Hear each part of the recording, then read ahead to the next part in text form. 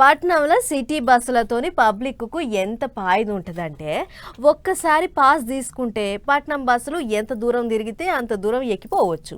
ఏ bus ఎక్కినా pass చూపెడితే ఓ పని అయిపోతుంది.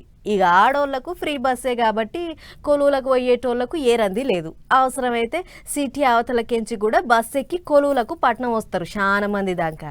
కానీ ఇప్పటి సంది సిటీ బస్సులకు కొత్త రూల్ పెట్టిర్రు ఆర్టీసీ వాళ్ళు. ఏంది అని అంటారా? ఈ వార్త చూడరు, ఇక ఎరికైతుంది మీకే.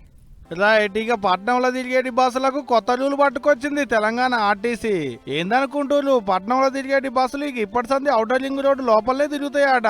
గీత దాటి అవతలికి పోయేటి ముచ్చటే ఉండదాట. ఇక మరి అవతలికి పోవాలనుకునేటోళ్ళ పరిస్థితి ఏందంటారా? అసోంటోళ్ళంతా ఇక ఇప్పటి సంది జిల్లాలకు పోయేటి బస్సులు ఎక్కాల్సిందే. మామూలుగానైతే ఇప్పటి వరకు పట్నం బస్సులు 30 నుంచి 50 కిలోమీటర్ల వరకు తిరిగెడుతుండే. ఇక ఇప్పటి సంది వీటిని అన్నింటినీ రద్దు చేస్తారట. మరి ఇప్పటి వరకు దూరం దూరం తిరిగిన బస్సులను ఏం చేస్తారు? అందులో పనిచేసేటోళ్ళ కొలువుల సంగతి ఏందంటారా?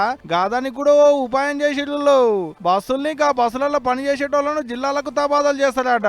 కాకుంటే కండక్టర్లను కాదు, ఉత్త డ్రైవర్ల వారికే ఈ రూలు. మళ్ళా ఇప్పటి వరకు పట్నం బస్సులు ఇటు చౌటుప్పలు, బీబీనగర్, షామీల్పేట, శంషాబాదు, పటాన్ చెరువు ఇట పట్నం చుట్టూన్న రింగు రోడ్డు దాటేసి పోయి ఎడుతుండే.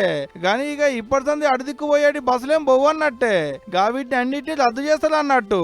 ఏమున్నా రింగు రోడ్డు వరకు పోయేటి బస్సుల వరకే తిప్పుతారు. ఇక మరి అవతలికి పోయేటోళ్ళ పరిస్థితి ఏంటంటే వాళ్ళంతా జిల్లాలకు పోయేటి బస్సులు ఎక్కాల్సిందే. ఇక గీదానికి అన్ని తీర్ల సౌలతులు చేసిరాట కూడా ఆల్రెడీ. మరి గిట్లెందుకు చేస్తుందంటే పట్నంలో నడిచేటి బస్సుల మీద కొలువులు చేసేటోళ్లకు జిల్లాలలో పనులు చేసేటోళ్ళ కంటే ఎక్కువ హెచ్ఆర్ఏ, సీసీఏ ఎక్కువ ఉందట. ఇక అసోంటి వాళ్ళందరినీ జిల్లాలకు పంపిస్తే జీతాలు తగ్గించుకోవచ్చు అని ఆర్టీసీ వాళ్ళ ఆలోచన కావచ్చు. మరి చూడాలి ఇక ఈ కొత్త రూలు ఎప్పటి సంది అమలు చేస్తారో. దీని మీద ఆర్టీసీల కొలువులు చేసేటోళ్ళు ఏమంటారో అనేది లేపు.